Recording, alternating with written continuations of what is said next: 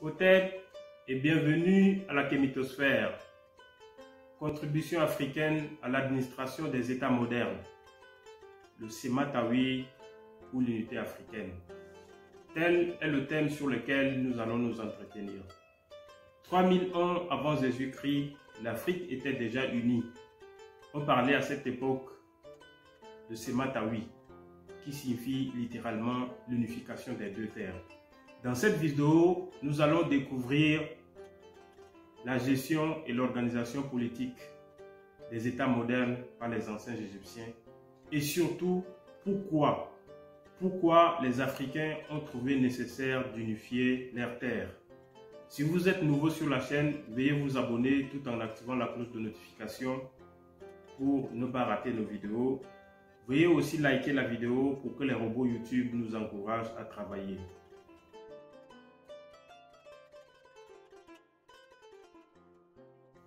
D'entrée de jeu, nous tenons à faire un rappel chronologique. Notre thème va s'accentuer sur la période allant de 3200 à 3100 avant Jésus-Christ, qui correspond effectivement à l'époque du pharaon Narmer. L'Égypte que nous avons aujourd'hui était au départ deux terres, que nos ancêtres eux-mêmes appelaient Shemaou et Méou, ce que les égyptologues appellent communément la Basse et la Haute Égypte. Shemaou est une terre désertique comprenant les villes comme Thèbes, Edfou, Abydos, Philae, etc. Alors que Méou est une terre marécageuse, aquatique et verdoyante, comprenant les villes comme Héliopolis, Memphis, Saïs et Tanis, etc. Shemaou et Méou, ou alors la Haute et Basse Égypte, était un ensemble de 42 noms, ce qu'on appelle les 42 régions de Kemet, parce que nos anciens n'appelaient pas leur terre Égypte, mais appelaient leur terre Kemet. C'est ce qui est utilisé pour qualifier le territoire, géographiquement parlant. Kemet était alors économiquement, politiquement, culturellement et socialement trop prospère, ayant des activités économiques basées sur l'agriculture, l'élevage et l'artisanat moderne. Et donc, Kemet faisait l'objet des tentatives d'invasion. C'était des nations qui se coalisaient pour venir attaquer Kemet. Et donc, il y avait nécessité d'unifier les deux terres.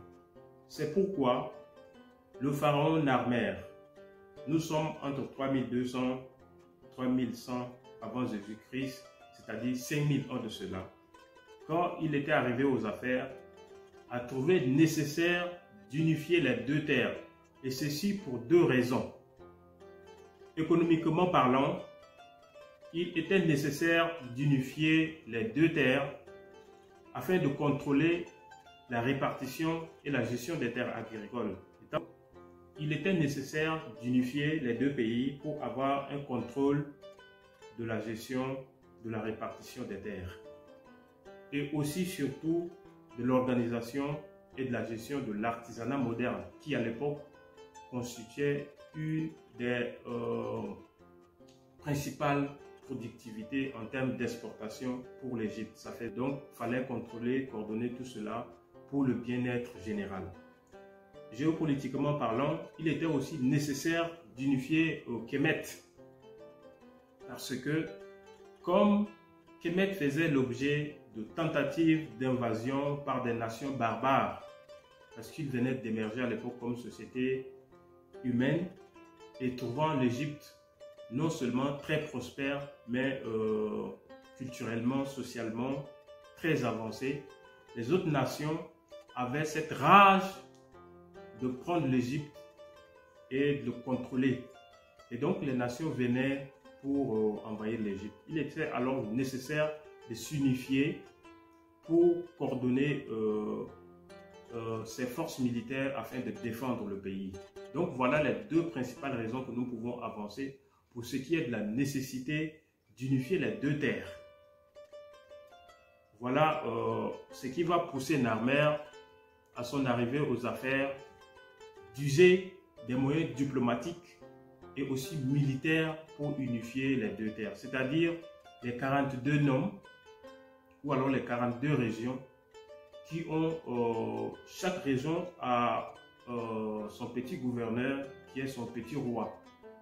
Mais il a fallu unifier les 42 noms et centraliser le pouvoir pour une gestion rationnelle et puis aussi pour sa sécurité économique et militaire notamment.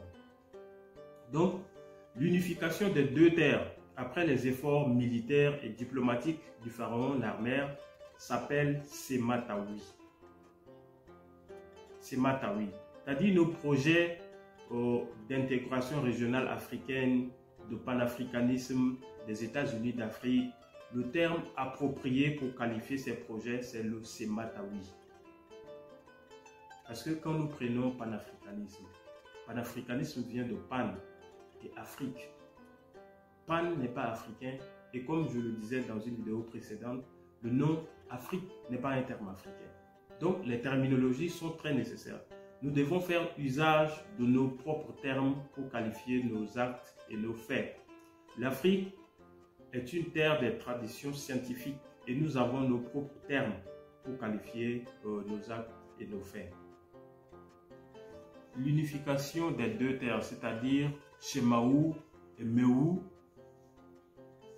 sous la dénomination Sematawi, va donner maintenant forme à un autre nom, c'est-à-dire Tameri, qui veut dire la terre bien-aimée.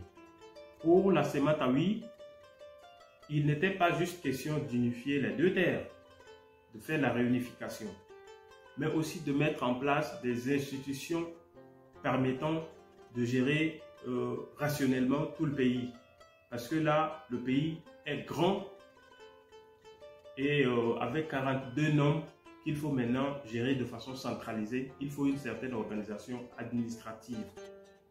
Et c'est là où l'Égypte pharaonique va faire son apport la plus importante dans l'histoire de l'humanité. Parce qu'à l'époque, l'Occident en général était encore une société semi-barbare et il n'avait pas d'écriture. Ce que nous tenons à rappeler. Et aussi, le droit n'était pas connu à Athènes. Parce que Athènes ne connaissait pas le droit. Le droit, jusqu'à preuve du contraire, vient d'un terme latin qui est le terme directus, qui veut dire droit. À l'époque, les Athéniens ne connaissaient pas le droit. Et aussi, pourquoi ne pas le dire, Solon, qui est considéré comme le premier juriste athénien, a eu des contacts. Ce n'est qu'après son contact avec les Égyptiens qu'il a appris le droit constitutionnel. Et une fois rentré chez lui à Athènes, ils ont répliqué cela. Et après ce répliquage, ils ont aussi volé quelques notions de droit chez les Latins.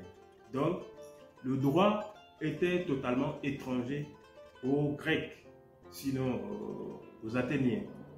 Et venir parler de la démocratie comme une invention grecque, pour nous, les kémitologues, ça nous fait sourire. Donc, revenons à l'unification des deux terres égyptiennes qui est le Sematawi. Ok, le pays est unifié, on a une grande surface à gérer et administrativement, il faut une certaine organisation. Et le pharaon Narmer a amélioré, il a fait améliorer les Médou-Nétières et ça a été utilisé comme langue administrative pour conserver les archives et les données de l'administration. Par Médou-Nétières, entendez par là les hiéroglyphes, parce que nous-mêmes, nous appelons notre écriture Médou-Nétière. Ce sont les Grecs qui l'ont appelé hiéroglyphe. Donc, à l'unification, une écriture a été arrêtée pour consigner des documents administratifs. Ça, c'est un des premiers instruments qu'il ne faut pas oublier. Deuxièmement, il a aussi été nécessaire d'avoir une comptabilité publique pour enregistrer les flux financiers du pays. Et après cela, il est aussi question pour le pharaon de décentraliser le pays, parce que le pays est grand, il est seul, et s'il doit administrativement décider tout seul, ça ferait une certaine bureaucratie. Donc, le pharaon Narmer a décidé de décentraliser le pouvoir en créant le poste de Premier ministre. Le poste de Premier ministre en égyptien ancien se dit Djati. Et quand ce poste fut créé, le pharaon a désigné une femme pour occuper ce poste.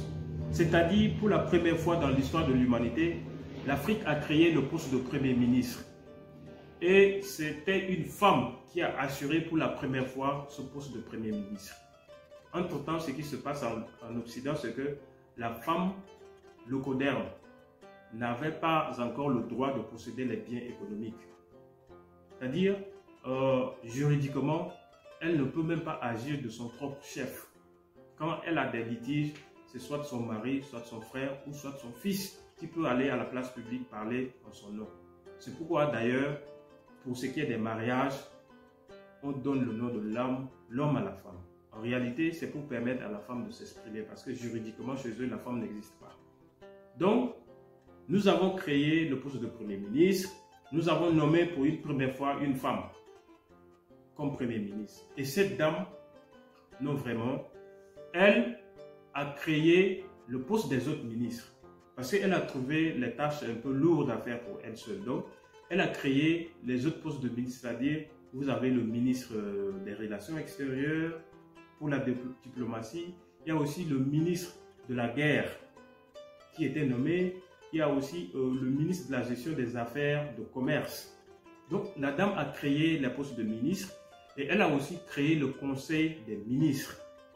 Elle ne s'est pas arrêtée là. Elle a aussi créé le poste de maire de la ville. Et en égyptien ancien, ça se dit maire Newt, qui littéralement signifie le supérieur de la ville. Maire Newt, signifiant le supérieur de la ville. Vous venez dans le dictionnaire français, ce titre se dit maire de la ville. Et maire de la ville, selon le dictionnaire français, c'est le premier magistrat de la commune. C'est textuellement la définition africaine. Donc, voilà un terme qui est typiquement pris chez les Africains avec sa signification comme telle. Mais aujourd'hui, quand il est question de l'administration des institutions publiques, l'Afrique n'est jamais citée. Voilà. Donc, cette dame a créé les postes de ministre, le conseil de ministre, le poste aussi de maire de la ville. Et ce que nous tenons aussi à rappeler, c'est que bien avant Narmer, l'Afrique avait déjà ce qu'on appelle Père Médou. Père Médou veut dire la maison de parole. Nos ancêtres avaient déjà le Parlement. C'est-à-dire c'est le lieu où l'on dialogue, où l'on discute de la gestion des affaires publiques. Et voilà, ça donnait le Parlement et ce que nous utilisons tous aujourd'hui pour ce qui est de la représentation des peuples. Même si nous savons que ceux qui y siègent en réalité ne font que défendre leurs propres intérêts. Mais l'Afrique a accouché cela. Aussi, à l'époque, la Mahat, qui était un ensemble de 42 lois et de 77 commandements, servait déjà comme constitution, comme texte juridique. Et donc, la gestion des deux terres unifiées avec une base juridique et les institutions dignes de la gestion des États modernes. Donc, voilà quelles sont les contributions de l'Afrique pour ce qui est de la gestion des États modernes. Peut-être et à très bientôt.